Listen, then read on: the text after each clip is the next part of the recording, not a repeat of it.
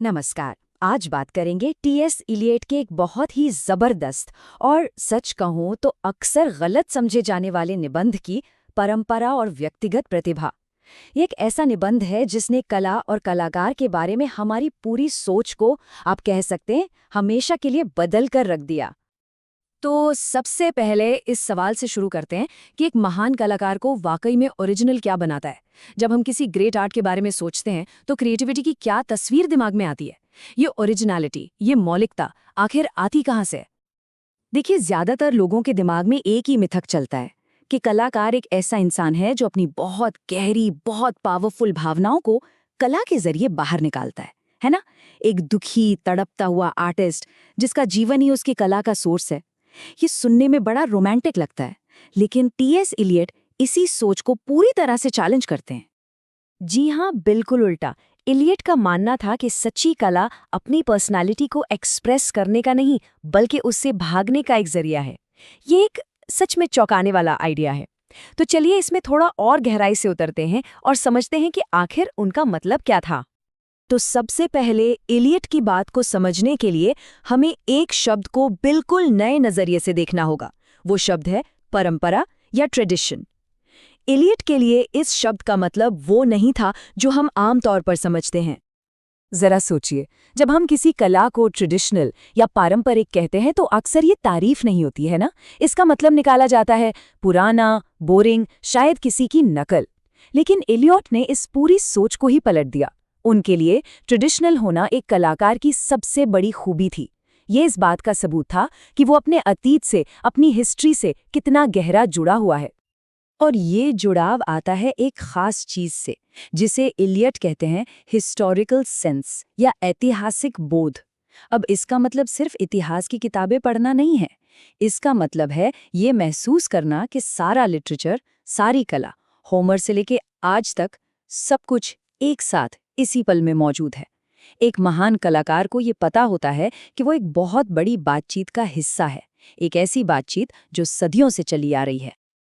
तो इलियट के हिसाब से ट्रेडिशन कोई म्यूजियम में रखी हुई मरी हुई चीज नहीं है। नहीं, ये एक जीती जागती सांस लेती हुई सच्चाई है। जब भी कोई नया ग्रेट आर्टवर्क बनता है तो सिर्फ भविष्य नहीं बदलता, बल्कि अतीत को देखने का हमारा नजरिया भी बदल जाता है। कला बेहतर या इम्प्रूव नहीं होती, वो बस डेवलप होती है, विकसित होती है। तो यहाँ इलियट दो तरह के कवियों में फर्क बताते हैं। एक होता है अपरिपक्व कवि, इमेच्योर पोएट, जो बस अपने से ठीक पहले के कवियों की नकल करता रहता है। और दूसरा होता है पारंपरिक कवि, ट्रेडिशनल पोएट, जो पूरे साहित्यिक अतीत को अपने अंदर समेटता है और खुद को उस महान परंपरा के आगे सरेंडर कर देता है। चलिए अब आते हैं इलियट के दूसरे और शायद सबसे क्रांतिकारी आइडिया पर, निर्व्यक्तिकता का सिद्धांत या थ्योरी ऑफ इम्पर्सनैलिटी। और यहीं पर उस कलाकार वाले मिथक को सबसे बड़ी चोट पहुंचती है। इलियट का एक गोल्डन रूल था, कविता की आलोचना करो, कवि की नहीं। मतलब अपना ध्यान आर्टिस्ट की जिंदगी से हटाकर सीधे आर्टवर्क पर लगाओ। कला अपने आप में पूरी होती है, उसे समझने के लिए हमें आर्टिस्ट की बायोग्राफी की जरूरत नहीं पड़नी चाहिए। और ये आइडिया इस सिद्धांत की नींव है। इलियट के लिए कवि कोई हीरो नहीं है जो अपनी कहानी सुना रहा है। नहीं, कवि सिर्फ एक मीडियम है, एक जरिया है, एक बर्तन जैसा, जिसके जरिए भावनाएं और विचार मिलकर कुछ नया बना देते हैं। और इस बात को समझाने के लिए इलियट ने एक बड़ी कमाल की साइंटिफिक एनालॉजी दी। सोचिए, एक केमिकल रिएक्शन हो रहा है। कवि का दिमाग प्लैटिनम के एक पतले तार जैसा है। अब जब सल्फर डाइऑक्साइड और ऑक्सीजन जैसी भावनाएं और एहसास इस तार के पास आते हैं तो ये आपस में मिलकर सल्फ्यूरस एसिड बना देते हैं। और यही एसिड है हमारी कलाकृति। और इस पूरे रिएक्शन में सबसे जरूरी बात क्या है? वो प्लैटिनम का तार, यानी कवि का मन। वो खुद नहीं बदलता, वो रिएक्शन के बाद भी वैसा का वैसा ही रहता है। एक महान कलाकार अपनी कला में घुलता मिलता नहीं है, वो बस एक कैटलिस्ट है, एक ऐसा माहौल बनाता है जिसमें कला खुद ब खुद जन्म ले सके। ये हमें एक और बहुत ज़रूरी बात की तरफ ले जाता है, और इस इम्पर्सनैलिटी के सिद्धांत को समझने के लिए ये फ़र्क जानना बहुत ज़रूरी है। इलियट के मुताबिक भावनाएं भी एक जैसी नहीं होती। तो इलियट दो तरह की भावनाओं में फ़र्क करते हैं। पहली हैं व्यक्तिगत भावनाएं, यानी पर्सनल इमोशंस। ये वो हैं जो कलाकार अपनी असल जिंदगी में महसूस करता है। ये सिर्फ कच्चा माल है, रॉ मटेरियल। और दूसरी है कलात्मक भावनाएं, आर्टिस्टिक इमोशंस, जो सीधे आर्टवर्क के अंदर होती हैं। ये हमेशा ज्यादा कॉम्प्लेक्स होती हैं और जरूरी नहीं कि इनका आर्टिस्ट की पर्सनल लाइफ से कोई भी लेना देना हो। और इसका मतलब क्या हुआ? इसका मतलब ये हुआ कि एक महान कलाकार की पर्सनल लाइफ बहुत बोरिंग हो सकती है। उसे अपनी कला के लिए कोई एडवेंचरस जिंदगी जीने की जरूरत नहीं है। क्यों?